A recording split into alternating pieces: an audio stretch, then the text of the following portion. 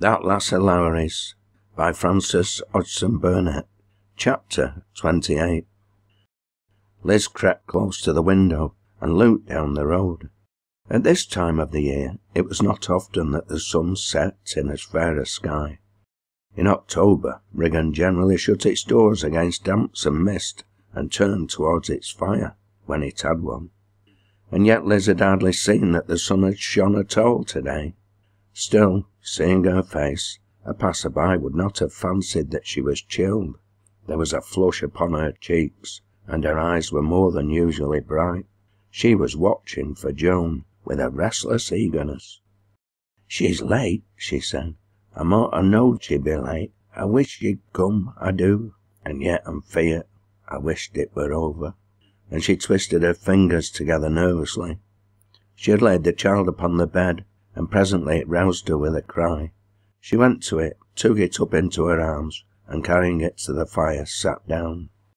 "Why couldn't thou stay asleep?" she said. "I never seed a child like thee."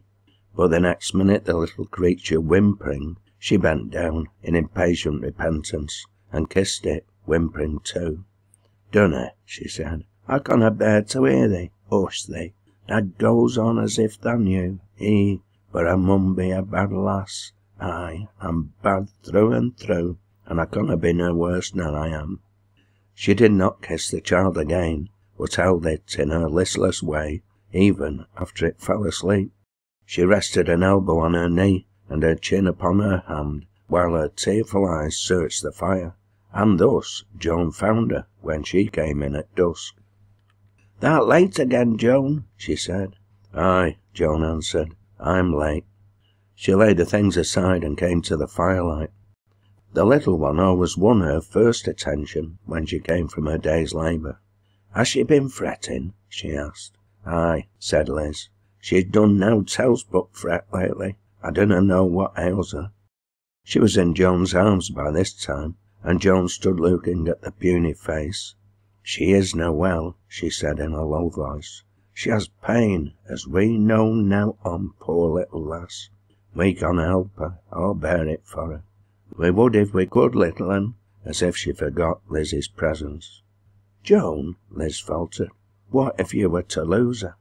"I hope I shanna. I hope I shanna." "You couldna bear it. There isna much as we canna bear." "That's true enough," said Liz. "I wish folk could do your trouble." "There's more nor you as wish the same," Joan answered. She thought afterwards of the girl's words, and remembered how she looked when she uttered them, her piteous eyes resting on the embers, her weak little mouth quivering, her small hands at work.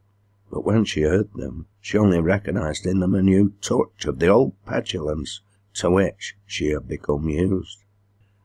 Joan went about her usual tasks, holding the baby in her arms.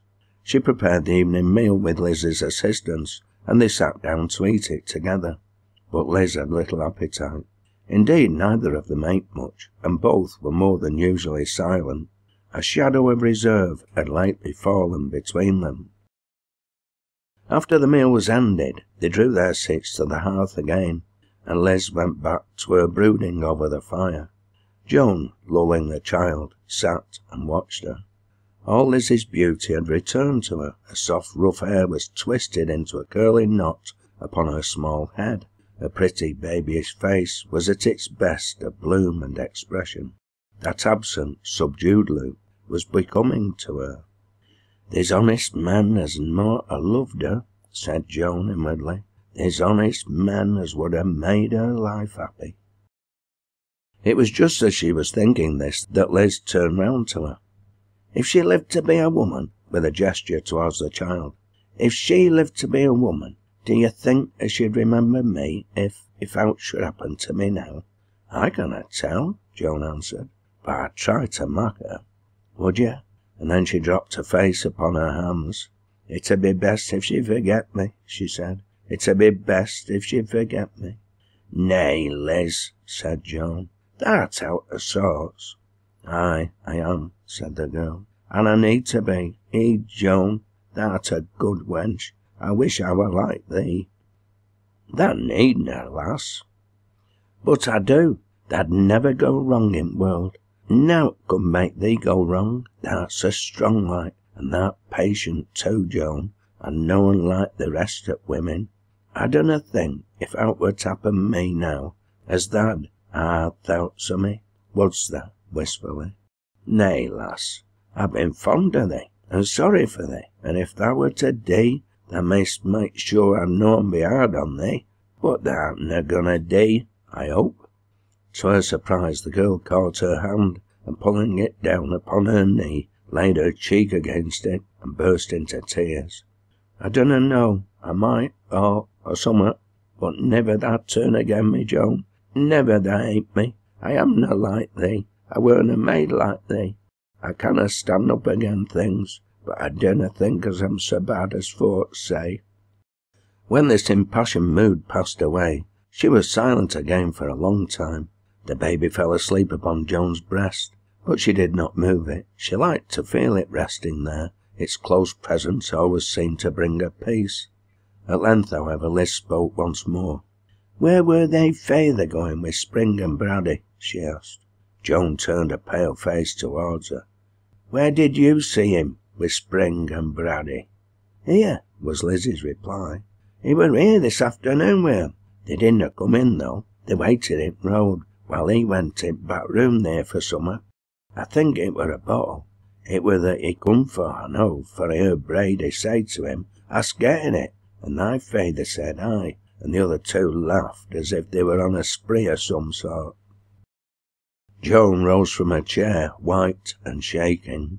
"Tak the child," she said hoarsely. "I'm going out." "Out?" cried Liz. "Nay, dunna go out. What ails thee, Joan?" "I ha' summat to do," said Joan. "Stay thou here with the child." And almost before she finished speaking, she was gone, and the door had closed behind her. There would be 3 of them against 1 man. She walked faster as she thought of it, and her breath was drawn heavily. Lowrie bent down in his hiding-place, smiling grimly. He knelt upon the grass behind a hedge at the roadside. He had reached the place a quarter of an hour before, and he had chosen his position as coolly as if he had been sitting down to take his tramp dinner in the shade. There was a gap in the hedge, and he must not be too near to it, or too far from it. It would be easier to rush through this gap than to leap the hedge, but he must not risk being seen. The corner where the other men lay concealed was not far above him. It was only a matter of a few yards, but if he stood to wait at one turn, and the engineer took the other, the game would escape. So he had placed his comrades at the second, and he had taken the first. "I'd like to have first yammer at him," he had said savagely. "You can come when you hear me."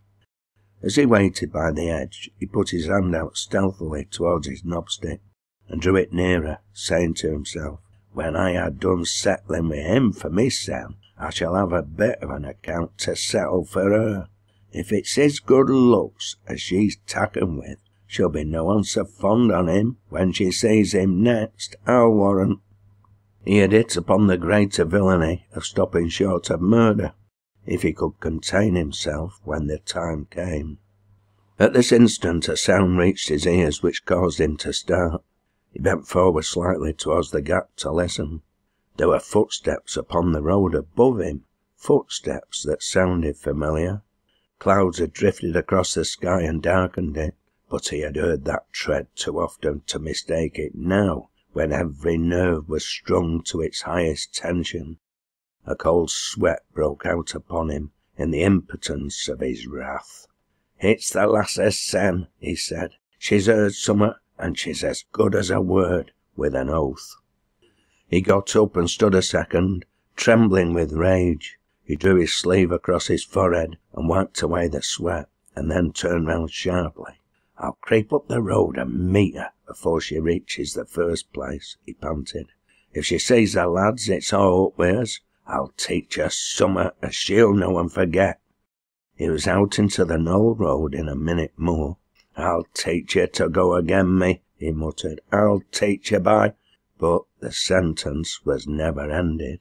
There was a murmur he did not understand, a rush, a heavy rain of blows, a dash of something in his face that scorched like liquid fire, and with a shriek he fell writhing.